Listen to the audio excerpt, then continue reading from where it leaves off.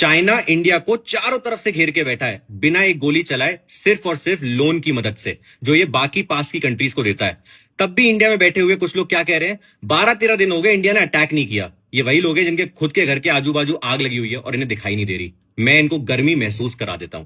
आप इस मैप को ध्यान से देखिए और समझिए। सबसे पहली कंट्री है नेपाल। चाइना नेपाल को कहता है, उसकी कम्युनिस्ट गवर्नमेंट को कहता है कि भाई कुछ यूथ को लो साथ में, और इंडिया का कुछ पार्ट जो उसके मैप में दिखता है उसको अपने मैप में दिखा दो। 2020 में नेपाल ने कर दिया। क्यों? चाइना ने हजारों करोड़ों रुपए दिए। इसके बाद कंट्री आती है भूटान। भूटान को कहता है जो वेस्ट भूटान का थोड़ा सा पार्ट है ये आप मुझे दे दो। क्यों? क्योंकि उसके पास में क्या दिखता है? अरुणाचल प्रदेश 30 किलोमीटर की दूरी पर है खाली। और क्या है अरुणाचल प्रदेश? वो इंडिया की स्टेट है जिसको 2006 से 2009 के बीच में चाइना ने बोला था कि ये साउथ तिब्बत है और ये हमारा है।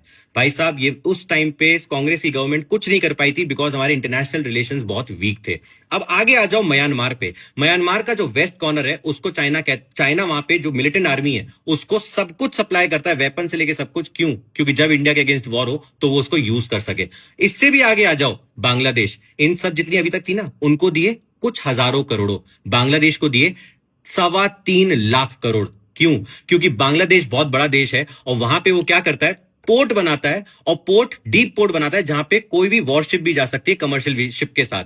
जब भी इंडिया पे अटैक करना हो वहां से इजीली कर सके। अगर आप इन सारी कंट्रीज को मिला लो और ऐसे बंद कर दो तो इंडिया की बन जाती है क्या? Chicken neck. अगर वहां पर इंडिया की चिकन नेक को ब्लॉक कर दिया जाए तो पूरा वेस्ट, पूरा नॉर्थ ईस्ट इंडिया से अलग हो जाएगा। हम हिंदू मुस्लिम करते रह जाएंगे और ये एथिस्ट नेशन जो किसी भगवान में नहीं मानता सबको लेके चला जाएगा, जहां पे हिंदू भी रहता है और मुसलमान भी रहता है। आगे आ जाओ, नीचे आ जाओ। कौन सी कंट्री है? श्रीलंका। श्रीलंका को 2017 से पहले इन्होंने 20,000 करोड़ रुपए दिए। जब वो नहीं लौटा पाया फाइनेंशियल क्राइसिस की वजह से तो कहता है 99 साल के लिए ये सारी जगह मेरी, फॉर 99 ईयर्स। और वहां पे क्या करता है, पोर्ट तो बनाया हुआ था, अब वहां पे मिलिट्री कैंप भी बनाना शुरू कर दिया। नीचे आ जाओ मॉलडीव्स पर, जहां पे अभी प्रो इंडिया गवर्नमेंट है, बट इससे पहले वाली प्रो चाइना गवर्नमेंट ने जो भी लोन लिया था उसके बारे में धमका के कहता है या तो ये लोन वापस करो या फिर मेरी सुनो।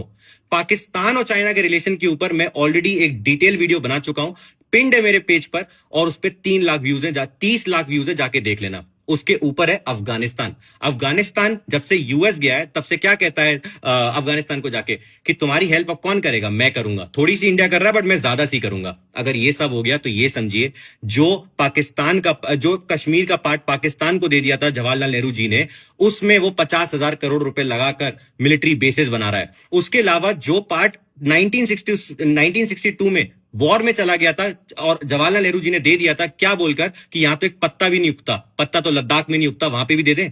तो ये चीज हमें समझनी जरूरी है कि हमें पूरी तरीके से घेर के बैठा है चाइना।